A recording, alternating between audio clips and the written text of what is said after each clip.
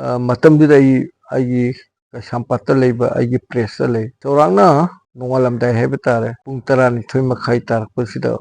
ai imung nupina ingonda phone tore baba kai legena ibe mai office to lei press to lei pedore baba nang la anu pedoroge nongmei yam kapsele akhoida mali makhon yam howe makhon manga tur taki la anu baba nang hai wado ai staff me press ki mem tare baba la ke kistoroida no section na lerum get phajana thingjala mulon jalaga hai dagi ai staff ka lak par sida maga ne lak minari yokan the get sida nongmei maru mayam pan me pham be hame intip ke sama thengnare sidi khoi phau leiri ba phibam si baba lak pakanda moi do kanane hindi khangba dinga mepa ke me akhoi la kanda di kanam te leram treda mai jumam me yum di mai ngal ki mapan di mai mamme hajariba the gate yam kana section na loan ba haita sumna gi loan be na tana yot asang bom yu phairaga lole ado aina dol lai si gate yam kan nomum gane khan bada god gate se nom bangam da mina sauni na kapsal ba male ado ai si na ge ai yum de leite press dum li ale because of how kiba jun gi tang manga da aina press tagi yum dan kan sida masak khangdaba gari ani na isi kotam tane sorang na pung tara mutara mane aina office tagi yum da halak pus ko ado aina moi ai tanare haiba aingon da dol le che not a osi adai tagi ai khange aina gari khan khera kan da thogala ga mo tokulak pi tap thare mo tok tharak pi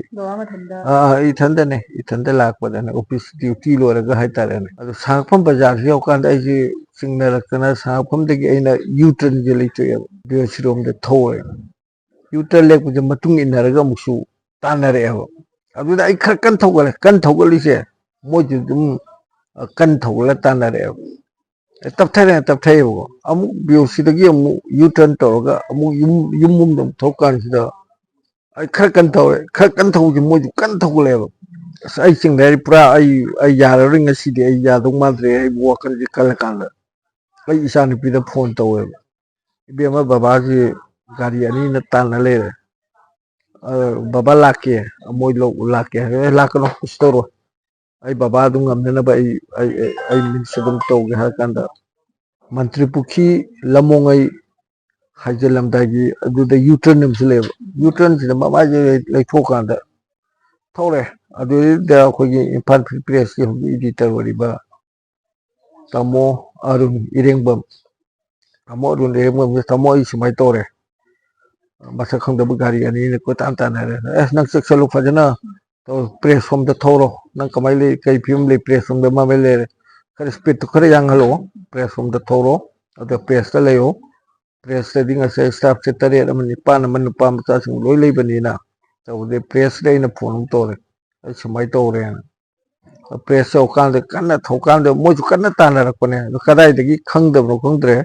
ayu kai kan thau ne ai dang sep ora loi re na ai kan na dum thau ra press le sam ne adai de di leitre nimitu dagi ai yum dande ado sidai sida tawrisi ai ngasi 10 days from what is from modra 10 days mu sure ba yumda angada ta thokje sintelje adu ita ta ni ba makhata na moi ta na ko yimani di u ga mai ai ta singna ha ga de ai yumda laire yumda ta thokje sin tawri khalakanda ade lakpa male nagi lak trakanda aina yumda gina office pokta thokje sin tawbugi halakpagi timing si yang kanda hal amani khalagan tawbo so orom ganena aina expect to wani ko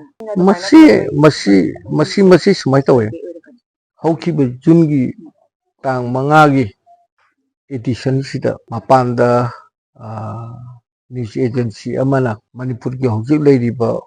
political scenario sigi matangda pangthokiba lok sabha gi election duda inner amadi outer animakta bjp ki meri na tu kiba congress ki india bloc ki kangbuna loinamak asaki yamna masing hela ka ki matang duda news agency amana pawm thadorok pare ado asaki lengak sida yauri ba hai batare sigi minister mla sing ki report thama lakto ne se minister sindongna ba lakore yam thula ane madi paw do phung ai hana security period le mane from the beginning of 2012 13 other ram gani ibo bina chief minister oiba period tagi other de ai life threat tawra dum la am ram de pausi adum phong bani na personal interest le ba kampu chino se mai gi ngasi mai ngal si ko privatize to corporation wo thuisi Manipur da Manipur miyam na mai chang lai na phangdaba khalak liba angang chung class 10 12 ki parikha da mai phangdaba karino thirakan da khogi Manipur gi phangiba mai sakthung si dagi atopa da yon thokpa yon thuiba pot se khangakpa dagi madu sonda mai yo lere mai yon bagi income do laiba senpham do state ki account do sang bu chinate somda na parikha tawri angang chung mai phangre habgi pot si yam kan adoi da ma taweba Manipur gi assembly go yawe chief minister oibo bina bhau harimne Manipur mai yon ba leite na ada aina mai yole haibagi madugi document fayam chap tan puthokanda mai leiba yon ba tongna bagi magi draft sheet si Shillong dagi aina phange chaline north eastern business lots dispatch center ko mai thadok thajin to Manipur bu mai thage har su Meghalaya da bu thagi Mizoram da gi thage har su masigi mai pithok pusin to bi thabak se northern region lots dispatch center ko masidei da chalaga ju enemies to roga siek se lapa ko humbuge ko ne phuge state go kano da power department ke chief engineer da thagi bane pura kan khabar da tok pane khabar da haptok pade gidi madu da moina asagi mai yonde do lope yadre ada mai yonde lope yadre corporation no thokanda privatization to thokanda corporation so sigi privatization ko to di adu issue di chat kare ko mai hojik chang na la liba prepaid system la liba khole liba masi aina adugumba mai hurale ni idu pawdo adugi phangba result ne haija batare matam ni dagi ai si security people hore then life ta trital lakpa dagi then adagi hoji Manipur ha aigi life ti threat se adum laktan le paw se dum mayam ne inadable paw khre e press da bom thangjan bi press da khulai pa la ga adu editor ka jkhre ko ti tv adugo mayam dan man mo ka press ga je police na nga ga dum lei bane paw se akhoi phangibe paw do lebak miyam gi damakta khallaga khoi losalaga thamde ai profession ji chap chaba mathau do media ama oibagi journalist ama oibagi tawham thopo singtu akhoina for state ama oina lebak sigi miyam da nation sigi miyam da akhoina kari contribution tawgadagi haibagi journalism gi profession gi matungina alu thabak to bhai tare aduna aduguma mayam da torpana maram kana kana gumba sigi thamoi da forum gane adu security je matamdi thamakpadagi karama matamda mu lokthokibani adu security je continuously dum la adu 2017 dagi de 2017 lakting gida asagi hoji Manipur police na sel ba dress par be piti tupi moina tumni ba kangkhan nongban khungbu si supply to matam da home party ba deputy chief minister je ga khanga boy magi mi khara atopa kambu khana supply to bujane madugi supply to bui pauchi iru bani da yamna low class ki oiba substandard oiba mayama torena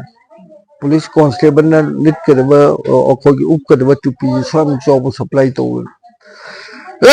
adu mayam iru badagi masak khangdaba mi mari bike la kanda ai hat kane na manu ko ti thira toba adagi matam da ai lehawdaba ai baba ga ima ga leiba adu dei da moi action du da asagi khanga bukna baba ji ana bu na kanda matam khare mu si bagi wari yam nu si wari adum lei ima su ikoi kana adum lei ki tre so admai to struggle je lebang miam gi dukta struggle to lakpane 2017 da amu anoba threat am la ꯃꯗꯨꯒꯤ ꯊ꯭ꯔꯦꯠꯇꯨꯃꯗꯤ ꯑꯩ ꯁꯤꯗ ꯗꯤꯁꯀ꯭ꯂꯣꯁ ꯇꯧꯔꯔꯣꯏ ꯌꯥꯝ ꯅꯨꯡꯉꯥꯏꯇꯕ ꯀꯩꯅꯣ ꯑꯃꯅꯤ ꯑꯗ state ꯒꯣꯔꯃꯦꯟꯁꯤꯅ ꯈꯪꯕꯗꯒꯤ ꯍꯥꯟꯅ ꯄꯨꯂꯤꯁ ꯑꯣꯔ ꯚꯤꯗꯤꯑꯦꯐ ꯄꯤꯔꯝꯕꯗꯨ ꯑꯗꯨꯗ ꯒ꯭ꯔꯤꯟ ꯍꯥꯏꯇꯥꯔꯦ ꯑꯥꯏ ꯑꯥꯔ ꯕꯤꯒꯤ ꯀꯥꯡꯕꯨ ꯑꯃ ꯄꯤꯔꯦ ꯃꯣꯏ 6 ꯑꯃ ꯑꯗꯨ ꯁꯤꯚꯤꯜ ꯀꯃꯥꯟꯗꯣ 3 ꯑꯃꯅꯦ ꯄꯨꯟꯅ ꯑꯩꯒꯤ ꯉꯁꯥꯏꯒꯤ ꯑꯩꯉꯣꯟꯗ ꯂꯩꯔꯤꯕ ꯊ꯭ꯔꯦꯠ ꯄꯔꯁꯦꯞꯁꯟꯗꯣ ꯌꯦꯡꯉꯀꯥꯟꯗ ꯁꯦꯀ꯭ꯌꯨꯔꯤꯇꯤꯁꯦ ꯄꯤꯕꯅꯤꯗ ꯗꯦꯟ ꯑꯗꯨꯃꯥꯏꯅ ꯇꯧꯔ ꯂꯩꯈ꯭ꯔꯦ ꯑꯗꯣ ꯄꯥꯎꯃꯤꯗ ꯁꯦꯀ꯭ꯌꯨꯔꯤꯇꯤ ꯄꯤꯕꯁꯤ ꯅꯨꯡꯉꯥꯏꯕ ꯑꯝꯇ ꯅꯠꯇꯦ ꯑꯁꯦꯡꯕ ꯄꯥꯎ ꯑꯔꯣꯟꯕ ꯄꯥꯎ ꯑꯃꯠꯇ ꯐꯪꯕ ꯉꯝꯄꯣꯠꯇꯦꯕ ꯑꯩꯉꯣꯟꯗ ꯁꯦꯀ꯭ꯌꯨꯔꯤꯇꯤ ꯄꯤꯈꯤꯕꯗꯒꯤ ꯄꯥꯎꯁꯤꯒꯤ ꯂꯥꯞꯁꯦꯁ ꯃꯌꯥꯝ ꯑꯃ ꯂꯩꯈ꯭ꯔꯦ ꯄꯥꯎ ꯐꯪꯗꯕ ꯃꯌꯥꯝ ꯑꯃ ꯃꯅꯤꯄꯨꯔꯗꯗꯤ ꯂꯩꯔꯤꯕ ꯍꯧꯖꯤꯛ ꯂꯩꯔꯤꯕ ꯁꯤꯆꯨꯋꯦꯁꯟꯁꯤꯗ ꯄꯥꯎꯁꯤ ꯑꯩꯗꯤ ꯁꯦꯀ꯭ꯌꯨꯔꯤꯇꯤ ꯂꯩꯔꯕꯅꯤꯅ ꯑꯩ CID ꯑꯣꯏꯒꯅꯤ ꯑꯩꯉꯣꯟꯗ ꯄꯥꯎ ꯄꯤꯔꯨꯅꯨ ꯍꯥꯏꯗꯅ ꯄꯥꯎ ꯄꯤꯅꯗꯕ ꯃꯌꯥꯝ ꯂꯩꯔꯤꯅꯦꯕ ꯑꯗꯨꯅ ꯌꯥꯔꯒꯗꯤ ꯑꯩ ꯁꯦꯀ꯭ꯌꯨꯔꯤꯇꯤ ꯌꯥꯎꯗꯅ ꯑꯗꯨꯝ ꯆꯠꯂꯤꯅꯦꯕ ꯁꯦꯀ꯭ꯌꯨꯔꯤꯇꯤ ꯌꯥꯎꯔ ꯆꯠꯂꯒꯁꯨ ꯁꯦꯀ꯭ꯌꯨꯔꯤꯇꯤ ꯀꯥꯡꯕꯨꯗꯣ ꯑꯩꯈꯣꯏꯅ ꯃꯌꯥꯝ ꯈꯪꯅꯤꯡꯗꯕ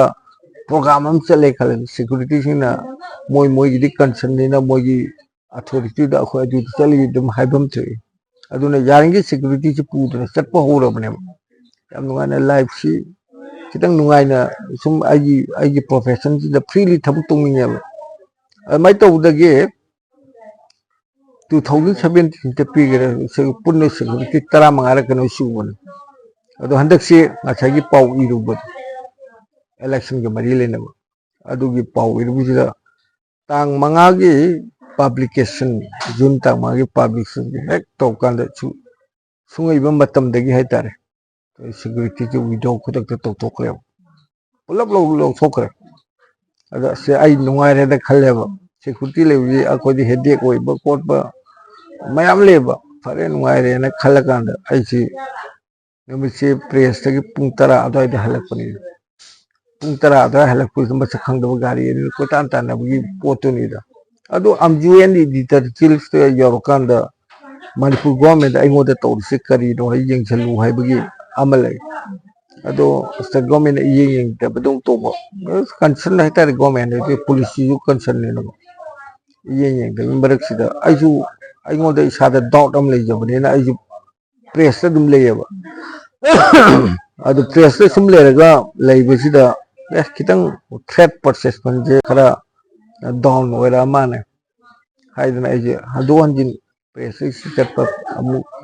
तौरगा पुंग 10 13 13 अदाइदि मतमदा हनबने खय लाइबक्टिविटी ngarangsi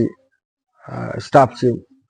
मरी मंगा तरुक मुक लाक्तरे कंप्यूटर यावना अदुदे पाउदो लोसनबो होनबदा ngarangje थेंगबा हाइतारे अखोजे पुन्ने थेंगमिनबो कांबुनेबा अदु थेंगिङैदुदा इमुंग नुपिना फोन तौसिलकपने बाबा लाअनोना प्रेस ले हारे लाअनो सुमाइ तो अदुबो अखोई लाए लाकान यंकान सी फिवम चिने हुजिक लेरिस वाजुबौदा स्टेट गवर्नमेंट की माइकल करी हाइबे सिगी फिवम की मतांग दुगा बाबा सिक्युरिटी जे थम मखा तान थम खंगदे अदो गवर्नमेंट करी खलिबनो खंगदे अदुगा अमजुएन एडिटर किल्सना करी स्टेप लोकल कदनो खंगदे अखोई फेटर्निटी मनुंगनिना मोय कयगिनो खरि तौखद माले अदुगा आई मक्की हारगदे सिक्युरिटी पामते आई याम फ्री ओइबा मूवमेंट तौबा याबा याम yang logo journalist mo won pame akhoi marakta security yoro chatpase akhoi oron athum mayam lerim haidokpa yada ba pawda ade mo yoro chatpase noite ado yoro chale ai ngasi program am lere khali khitang lakpada mayam le di khangni dre moi de dum pawdo moi authority de dum piram de aduna yam noite ba area khale adu laidiba threat perception city आई वखंदे याम वांगे खले personal attack नि मसी अदुगा आइना ngasibo मनुंदा कनागुंबगी नुंगाइना तब अमत तौत्रि पेना दबसु लेते सिगुंबा पेना दब लेते लालहुबने कादि अखोइदा अटैक तौबो वखले मोय मरमदि अखोइजे जर्नलिस्ट मोइना सीनियर मोइना स्टेज दा थोगा लेबाकी वांगा बने हजि लेदिबा कन्फ्लिक्ट सिचुएशन सिदा कमाइ तौनि settle तौगदगे solution mo program de kaidori manipur article 355 chana bra 355 chana bra karino chana da bana karino state government की functioning and मागी power restriction बरम करेगी ना central government करी करम instruction पे पदगी सियाम में सोने थबक तोरी ना सोई area से नई नरगा मायूल की मोगी लमसांग खोंचत अदिग अतो अतो पर civil society organization की मायाम के platform TV discussion असिदे सर्व यारगा लाख पसीदा अखोइना ngang खिबदा कनागुम्बुसिंग interest को योम बुसी जाए अदो threat dum tawre ta baba de check tawre the family member gu magi so am bakholam magi leite adu di leite ngarang moi gate se hangamaga di sokadaw jane sokadaw ne angang sing da kian khan ba apprehension mayamam leini duna ko nongalam bai pung kya ada de aro pung 12 ga minute 10 kun adai duni exactly di khangre mayam gi no moi makhon ta da loi pakhane yumdang ne riba mayam sibok da loina pakhane da mapan thongna pote haijariba adu no moi masa masuna ka pane te police na haram da AK gi maruni hai phangi ting to AK ngak ne asa sida ti taruk phange get sida pariba dak sida taruk phange do taruk tare ni pat tara bhom manu da ti kapa mane lowe ade empty case ahum bari am ju phangi bane AK gi tukning do empty case adune hobi la ami ba mayam pe na forensic science ki ne nongmai study threat ko mase kya rakhi lakh office kira office te ti thoidong ne lak pali trembram di security zone ne security yam kan bi jaga ne adi mathak miyam chin bi jaga ne ate tena akta akhoina le ri office ado du di pung ama khre hela bawda dukan thong hang na bi hotel ki kari gi acha thak tham ne bi khabar lobula lak ko hokar jingna lak bu matam da ngasagi cha thakna na ba khona na ba adum 24 service to area ne ba khoi gi do jamna business center oi ba tare ne